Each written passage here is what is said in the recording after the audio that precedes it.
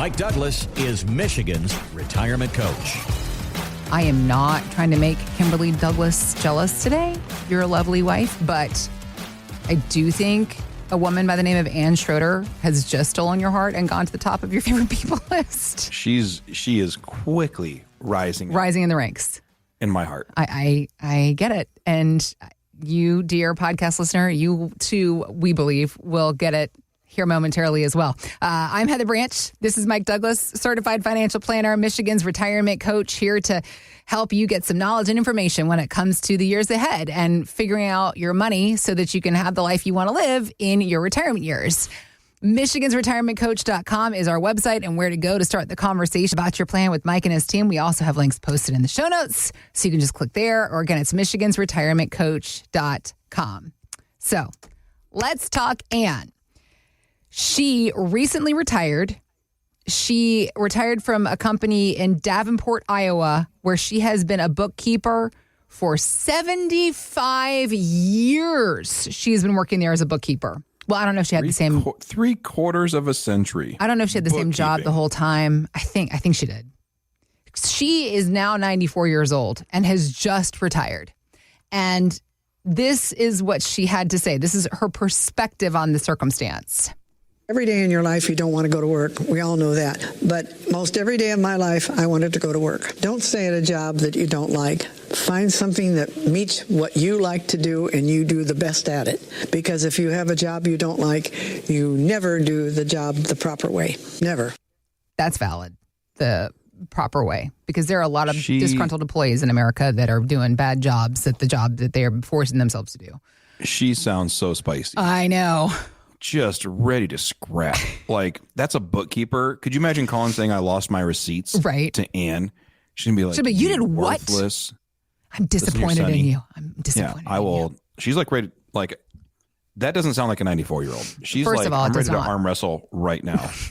Ready to put you down right now. I told you, Kimberly, don't be jealous. Anne is my girl. Mike's got a new crush. Yeah. I love it. She's like, she sounds solid. Like, just like, I wish we could have AI take that audio clip and say, what do you think she looks like? Yeah, and right. It will come back with like super granny.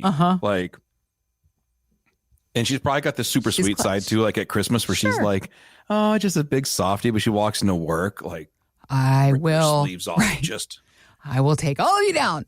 Yeah. The space that she is in emotionally, even though she has now finally retired, but that space that she has been in is such a healthy space about having awareness of the work you have to do and don't be in a job that you don't want to do. That's no way to live your life. Because, I mean, you've experienced this with people that have come to you. And I think also we live in a world where stuff happens so fast now. Maybe you were happy in a job for a long time, but now you're 60, you're 59, 60, 61, and suddenly your management changed or the company got bought out and things are changing. So you were happy in your job for 20, 30, 40 years. Now things are shifting. Unhappiness can often raise the question about, well, when can I retire? Can my money support me for the years that I want to live? So how do you figure this out for folks? Is it a circumstance often where somebody is maybe surprised that they can go ahead and retire? Let's talk about breaking down this process. Yeah. Well, there's the old adage that if you love what you do, you never work a day in your life. That's not completely true. Right. Because we all have parts of our job that we hate. That's right. But if the good outweighs the bad, if the things you enjoy outweighs, I mean, the Navy SEALs and the Marines, they have this thing about, you have to embrace the suck, embrace the things that you don't like. It'll make you appreciate the days that are really good better. And I love the fact that where our Okemos office is now, it's across the street from the McDonald's I worked at back when I was 16. That's such a great life circle moment. Yeah, I love it. And when I see it, I mean, I remember like I loved part of that job. Like I liked working with people. I really enjoyed the systems that McDonald's had created. If you've not watched The Founder, the video about like the movie about how they created the systems that McDonald's runs, it's the most unbelievable factory of all time. Because not one person in the world is going to be like, they have the best burger, but yet they've sold more burgers than anybody. So super interesting. I really enjoyed that side of it, but I also had to clean the bathrooms. And that part wasn't so great. Right. But the good outweighed the bad. And so many jobs work that way. So embracing those good things really helps you value and having a job where the good outweighs the bad. Now, like you said, sometimes things change. They bring in automation that, makes you obsolete. They bring in younger people to kick you out of a job because you're what's called a legacy cost and you're expensive. Whatever those things are, as we look at and prepare for retirement, or as you are given a sudden retirement, it's just about making sure that the life is what you wanted it to be. We need purpose. We need something that we retire to, not just retire from. So we say this all the time, but retirement needs to happen for you, not to you. Right. So what do you want life to look like? We need purpose. Thomas Carlyle has a great quote that a person without purpose is like a ship without a rudder, right? Like we want to have purpose and do something. I'm not saying pickleball. I'm saying like who you are. My dad just passed his 50-year anniversary with the Army, 21 years active duty, I believe, 21 years, and then 29 years as a civilian, but 50 years working for the Army. It's incredible. And he's finally retiring. Okay. And when he retired from the Army after 21 years active duty, he easily could have gone and done something else. Yeah. But he liked not just what he did, but why he did it and what he was part of. And that gave him a really, really good purpose. And over the years, to serve our country for 50 years is insane. Right.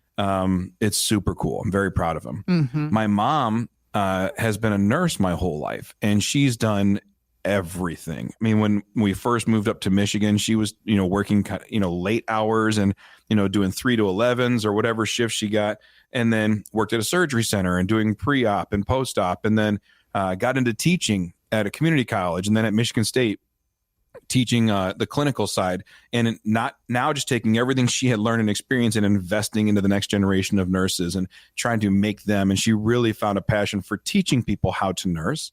And now she's kind of come back to full circle, whereas she's kind of in pre-retirement mode. It's all right, I'm doing these certain things and working, as I want and teaching CPR and doing other stuff.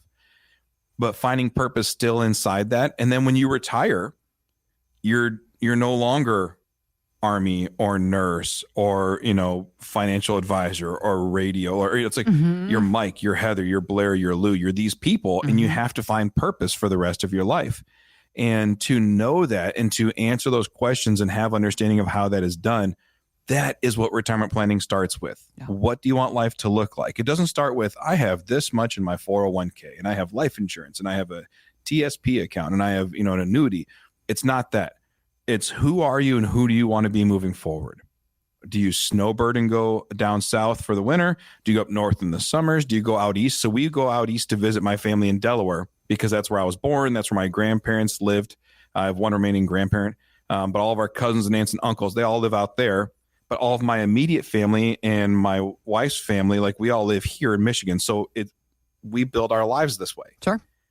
What is it supposed to be for you and your family? That dictates how you invest, not the other way around. Okay. We don't want the tail to wag the dog. So we don't want, well, the market did this, so I get to do that. Instead, we want to build plans that says, here's who I am in retirement. I am not a snow person, so I will be gone for 5 months a year. Okay, great. Then that determines how the plans are built. And we just want to make sure that however we invest, that the 5 months aren't taken away from us. So building a stability plan like that, looking at a 30-year view of retirement, 40-year view of retirement, minimizing taxes. These are all the things that goes into building a successful retirement plan. But it's not saying, hey, is Apple stock going to be good, or is Microsoft better, or should I go from NVIDIA to Tesla? That's not retirement planning. That is micro adjustments that we make. But as an overall thing, it's who do we want to be and where do we want to live? Who do we want to live life with and how do we do it? That is the big plan. If you have kids who have moved all around the country, part of your retirement plan is probably going around to see those grandkids that live all around the country. Yeah. If your family lives close, maybe it's taking everybody on trips that you've always dreamt of taking them on that they can't afford to do because they're young and starting families and saving, and you can. So whatever it looks like, that's a good retirement plan. Building a life plan that maps out from here through the rest of your time here on this earth.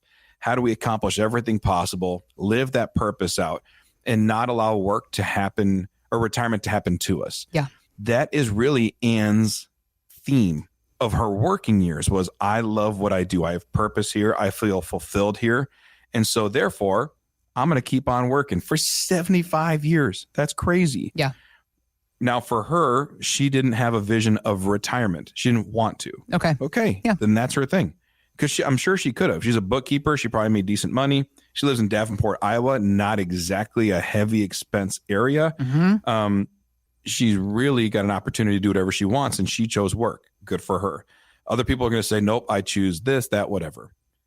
I think the most important lesson we can get from Anne is that you will feel stronger longer doing what you want to do, being who you are, being happy and fulfilled, and allowing your finances to be the conduit to that. I just want to ABC, so therefore my finances need to XYZ. And that's how we build a good plan together. And I think that's the lesson from Anne. So, because I was going to say, I always like to do, action items, action steps in this podcast space, thinking about somebody who loves what they do, used to love what they do, but now things have gotten a little dodgy, wants to work forever, wants to retire sooner than later. It's about sitting down with somebody like you, somebody who is a financial professional in the space of retirement, not just a growth advisor, but somebody that focuses on that full perspective. Yeah. That's step one, right? You got to find somebody who specializes in retirement planning, sit down with them, get all of your savings together. And then because that's the paperwork, the number stuff. The other paperwork you need to do is sit down with a piece of paper and write down what it is that you want. Right? Like those goals. And that's part of is that something that you ask people to bring to you when you have these first conversations? Is like, yes, we need your statements, but also what do you want to do? Have you ever sat down and written it down? Yeah, we go through and we map out quite a bit. We always say there's things you have to answer. Yeah. Where do I want to go, or what do I want to do? Yep. Who do I want to see? Okay. Or who do I want with me when I do and go and all these things? Okay. And then finally, what is my legacy going to be on this earth? When I leave this earth, what will people say about me? And what did they do with me? Yeah. Right. So we don't want to, number one, we don't want to say, well, I was so scared to travel, or I was so afraid of running out of money that I never traveled. So I died with more money than I ever lived with. And my kids got a giant pot of gold, but I never traveled with them. I never went to see them. We don't want that model. What we want to do is say, what did I get to experience with my family? And then did I protect everything I built, saved, and accomplished with a good estate plan? That way my kids aren't fighting over my money after I'm gone. Right. Right. So that's the kind of the thing is, while I was living, what legacy did I leave?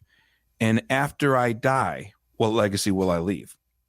We don't want to spend all this time saving money, working, earning, and then allow that savings to be the source of strife and contention amongst children after the fact, because I didn't build a good estate plan. I didn't communicate well to them. Okay. So it's about really taking care of all this stuff. Okay. So if you can answer those questions, where do I want to go, or what do I want to do?